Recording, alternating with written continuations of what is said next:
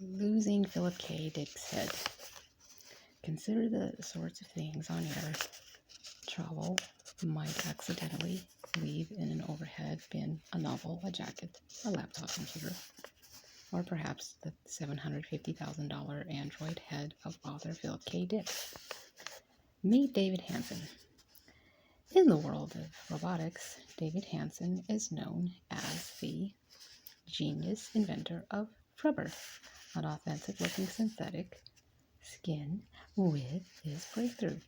Hanson has created robots modeled after popular figures ranging from Albert Einstein to rocker David Byrne. In 2004, his firm Hanson Robotics led a team of artists, scientists, and literary scholars to create an android head modeled after science fiction writer Philip K. Dick, who died in 1982. To build the android's body of synthetic knowledge, a team led by artificial intelligence expert Andrew only scanned 20 of Dick's novels, as well as interviews, speeches, and biographical information into its computer brain.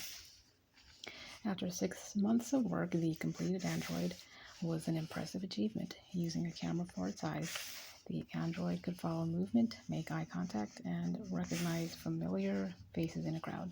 The android's cutting-edge AI applications allowed it to respond to queries using its input source material, though its replies were often off-topic and bordered on the surreal, not unlike the real-life Dick, according to friends.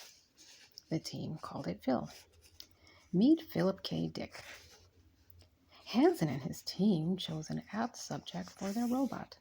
Many of Dick's stories are peopled with synthetic beings who call into question what qualifies as human. Hanson's team was particularly inspired by Dick's novel We Can Build You, in which 2 unsuccessful electric organ salesmen construct a lifelike robot of Edward M. Stanton, Secretary of War under Abraham Lincoln. The competing needs of the human characters, coupled with... Let's see if I can get more light here. I don't feel like using my flashlight right now. Coupled with the android, increasing humanity, play out in a rich tale that challenges the reader's imagination. Little did Hanson's team realize that their robot would also become part of its own odd legend.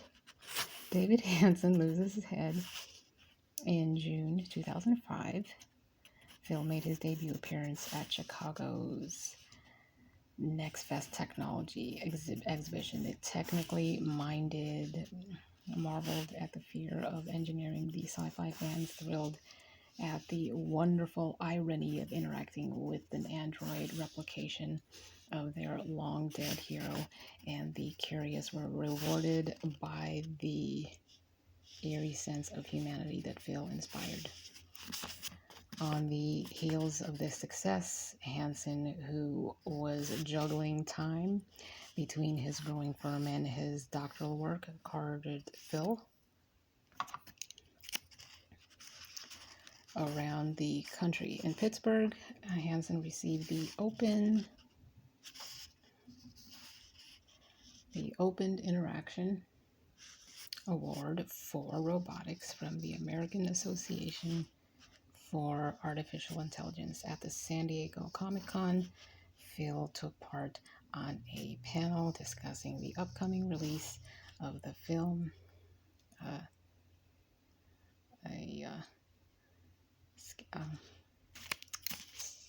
Scanner Darkly. Okay, A Scanner Darkly, which was based on the Dick novel of the same name. There was talk of a tour to promote the movie, an appearance on The Late Show with David Letterman, and a stint in the Smithsonian Institution's traveling collection. It was awfully heady stuff for a head. In early 2006, Phil was on his way to Mountain View, California. He was stored face down in styrofoam bundled in a gym bag and stowed in the overhead bin on the plane. Hansen, bleary from sleep, changed flights in Las Vegas. Soon afterward, he realized that Phil was still on the other plane. The airline confirmed that Phil had traveled with the plane to Orange County. The android was supposed to be put on a flight to San Francisco, but it never arrived. Phil has not been seen since. All is not lost. Though the unique Philip K. Dick had vanished, Hansen's laptop containing Phil's brain was safe. Despite the devastating loss, Hansen eventually built another head for Phil. What's in a name? A rose by any other name may smell as sweet, but a book with a bad title could end up on the sale table instead of the bestseller list. After all, Tolstoy's War and Peace has a far more dignified ring to it than its original name. All's well that ends well. Luckily, these original titles didn't make it to the bookstore shelves. Long after the publication of The Great Gatsby, F. Scott Fitzgerald regretted not going with his preferred title, Trimalchio in West Egg. Peter Benchley and his editor discarded more than 100 titles for Benchley's first novel, including Great White, The Shark, Leviathan Rising, The Jaws of Death, and A Silence in the Water. Pressured to make a decision because the book was ready to go to press, they agreed that the only word they liked in any of the proposed titles was Jaws. Charles Dickens's Tom All Alone's Factory that got into Chancery and never got out was published as the more succinctly titled Bleak House. Stephen Crane's Civil War novel, The Red Badge of Courage, was originally titled Private Fleming, His Various Battles. Jane Austen thought about the implications of first impressions and renamed her novel Pride and Prejudice. Main Street, Sinclair Lewis's classic expose of small-town hypocrisy, was originally called The Village Virus. Margaret Mitchell's Gone with the Wind was almost published as Pansy, the inappropriate name of the main character, now known as Scarlett O'Hara. The remarkable Erich Remarque. Despite claims by Nazi propagandists, Erich Remarque, celebrated author of All Quiet on the West Front, never tried to hide his heritage. Considered one on the greatest anti-war novels ever written. All Quiet on the Western Fronts is the fictional story of German soldiers in World War I. Since it was first published in 1929, it had sold millions of copies worldwide. In 1930, it was made into a movie, which won an Academy Award for Best Picture. Over the years, however, rumors had surfaced about the book's author, Erich Remarque. Chief among them is that his real surname was Kramer and that he spelled it backward and added a French flourish to conceal the fact that he was Jewish. The truth is that Remarque was Catholic, not Jewish, but he did change his name. He was born Erich Paul Remarque in Germany in 1898, and he legally changed his name to Erich Remarque after he served in World War I. Remarque had been the family name until his grandfather changed it in the mid-1800s. At age 18, Remarque was drafted into the army and sent to the Western Front. After he was wounded in combat, he was transferred to a military hospital where he spent the rest of the war, but his time on the front lines affected him deeply, and he used the experience as the basis for his best-selling novel. The Nazi Party banned both the book and the movie, and in an effort to discredit Remarque's name, it spread the rumor that he was Jewish and that his real name was Kramer. Remarque fled to Switzerland in 1931 and moved to the United States in 1939. He later returned to Switzerland, where he lived until his death in 1970.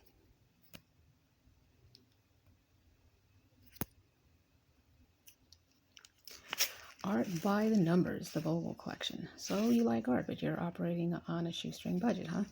Take a few pointers from this New York couple who managed to amass an outstanding collection in an unlikely way. You don't have to be a millionaire to collect great art.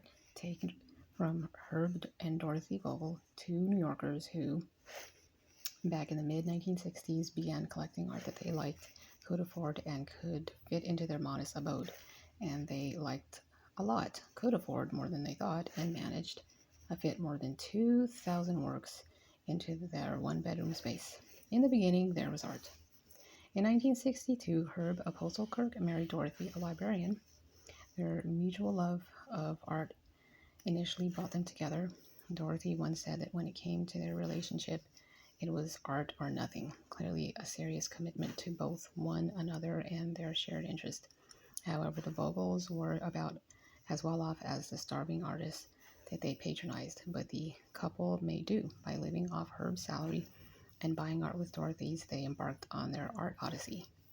Although the art the Vogels could afford wasn't the sort sold at Sotheby's, that didn't stop them. This was the second half of the 20th century, and New York was bursting at the seams with minimalists, conceptualists, painters, sculptors, and artists of every kind, many at the beginning of their soon-to-be lauded careers, and the Vogels seemed to have a keen eye for the truly talented. Around 1967, the two met conceptual artist Sol LeWitt and were the first people to buy his work. This kicked off their collection, and they subsequently bought many more pieces from LeWitt, who eventually made quite a mark on the American art scene. Their collection grew among this slide gets dark because of the way the book folds. Among the artists represented by the Vogels collection were the likes of Christo, Andy Warhol, Chuck Close, Carl Andre, and hundreds of others. They bought often and cheaply and never ever sold anything. Not so user-friendly. Sure, the couple had an exceptional eye for art, but where did they store it all? The Vogels were unfazed by their typically cramped New York apartment and refused to move or rent additional space to house their collection. Almost every inch of their walls was covered in the pieces they had bought. Most of the art Herb and Dorothy collected was hoarded away in closets or piled on top of shelves and boxes. As art lovers, the Vogels painstakingly maintained their collection, but accidents do happen. Once water from I put that period there because it needed a period. Once water from a fish tank splashed onto a Warhol canvas and it had to be restored, bursting at the seams.